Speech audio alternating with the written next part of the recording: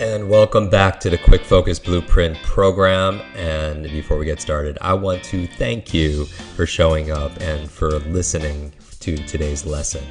And why am I emphasizing the word listening is because that's what we're going to talk about in today's lesson. I want to take the next few minutes to really sensitize yourself to how we're listening to people day to day. I mean, when it comes to your focus, do you sometimes tune people out? Even when you're talking to your best friend, maybe you're talking to a coworker, maybe you're talking to a client, maybe you're talking to your boss. I mean, do you lose your attention when people are talking to you? And so why does your brain wander sometimes too easily? And what can you do to keep it focused on the conversation at hand? So let me give you a number of really quick tips on how to focus on somebody through active listening. So you don't lose your focus when you're trying to listen to a speaker on stage, or you're listening to your professor lecture, or you're having a conversation with somebody at work, or maybe you're just out talking to strangers or even your closest friends, so you can keep your attention, your concentration, sharpen your focus, and really be there for them. Okay, a couple of really quick ideas here. First of all, I would say don't beat yourself up. You know, if you lose focus, again, studies in self-compassion say don't be hard on yourself. Be understanding and that you're human. It doesn't mean you don't want to fix it, but don't beat yourself up. And so kindness goes a long way. So keep that in mind. Another thing I would say is when your mind drifts during a conversation, it's certainly okay for you to ask the person to repeat what he or she just said. There's nothing wrong with that, because if you're really seeking to understand and then to be understood, like the book talks about, the 7 Habits of Highly Effective People, seek first to understand, then to be understood. It's okay to ask questions. And so you could ask with confidence. You know, your request is usually going to be perceived as a compliment, like you're a real listener. And the other person thinks what he or she said could be something important, and they'll say it again. And it happens. And so we're all understanding. Engage with the person who's speaking and engage your brain and ask if you missed something.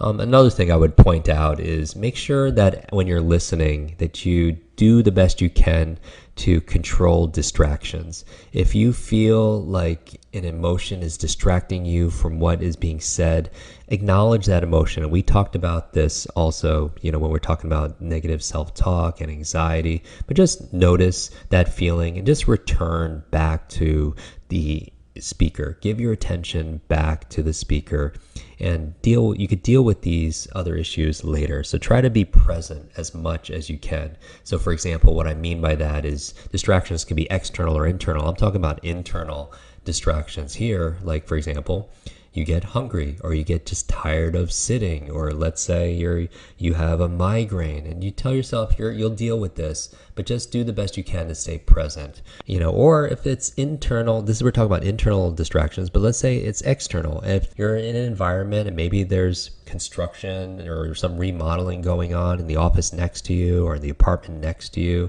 or maybe something's distracting you, like it's really cold in the room and it's bothering you so you can't pay attention, be able to control the environment as much as you can. Finally, the last tip that I could give you right now is something that is learn how to bring yourself in the presence. What I mean about being present specifically, one of the tips that I do to get present is, let's say my mind wanders somewhere, and really what could bring you more in the moment, in the now, if you will, is to do something physical. What do I mean by that? I mean something like wiggling your toes. Wiggling your toes inside of your shoes will make you more present. And you're like, Jim, that's the ultimate brain hack, wiggle your toes. But think about it. When you're in the moment, and I'm talking about whether it's for active listening or anything else, if you want to bring yourself back in the moment, just do this right now. Start wiggling your toes. Bring your conscious attention to your toes and just wiggle them. And notice you're here, right? You're here in this place. And what time is it?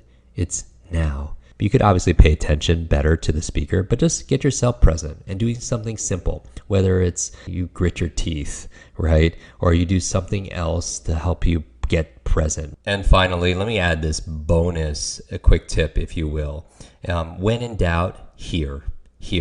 And I want you to remember HEAR. If you want to be a more focused listener, remember this. The H stands for halt.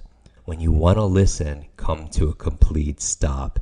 Pause what you're doing, any internal self-talk, and how you're going to respond so you can be present. And you can free your mind and pay attention to the person you're with, to the speaker's words, tone of voice, facial expression, and body language.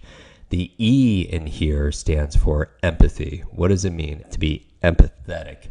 And what I'm thinking about is like emotional IQ, right? Imagine yourself in the other person's shoes, because you have these mirror neurons we talked about. You have the ability to empathize, and maybe you're thinking like, oh yeah, if I'm the other person, I want to be heard, I want to be listened to. And you make an effort to think about where they're coming from and what's their motivation, why are they doing what they do, what do they value, what are their drives. Also, when we're talking about E, it could be empathy, but it also could stand for engagement. Engage with the person, focus on the speaker, face them, ask questions, make eye contact. E could stand for eye contact. The A in here stands for anticipate, and I like this a lot. Anticipate generally involves two things, the state and the strategy. So when I'm thinking about the state of anticipation, it means you're really looking forward to something, right? You remember the time when you really look forward to something and you're really anticipating it? So it's a state. And we talk about all learning is state dependent. And the information combined with emotion becomes a long-term memory. So get in that state of anticipation. Look forward to it. And so you do that by changing your thoughts and changing your body. The other thing I would talk about is anticipate like as if it's a strategy. Based on the content of what the speaker is saying, where are they going with this? What is their end goal? You could also pretend you're going to be tested, and that's a powerful listening strategy, knowing that you're going to be quizzed after going through this. And finally, the R in here stands for review. And what do I mean by review? I mean, ponder, reflect on what the speaker is saying, analyze, and you can paraphrase in your own words, in your own mind, or even in the discussion itself with the other listeners or even the speaker, picking up on key points in the conversation. And this is where you remember to use strategies from the kinds of things that we teach in our other programs, like our memory program, where you could how to remember conversations and how to be able to take mental notes without actually having to write them down. So that's where you can integrate some of the other learnings that you have with our other programs. So again, this session is all about how to have better focus while you're having a conversation with somebody, because you don't want to forget what they're saying. You don't want the person to feel like you don't care. So sometimes we tune out people, and it happens to the best of us. But using these strategies right now, what I want you to do is take your favorite quick tip and put it in the comments.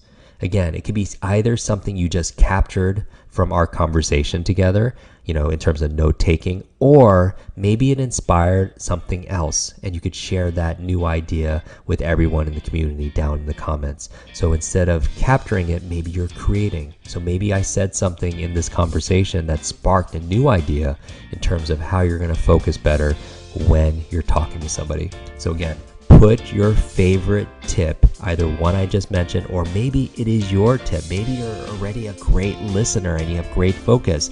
We would love to know how you're doing it. So share it in the comments below, and I'll see you tomorrow.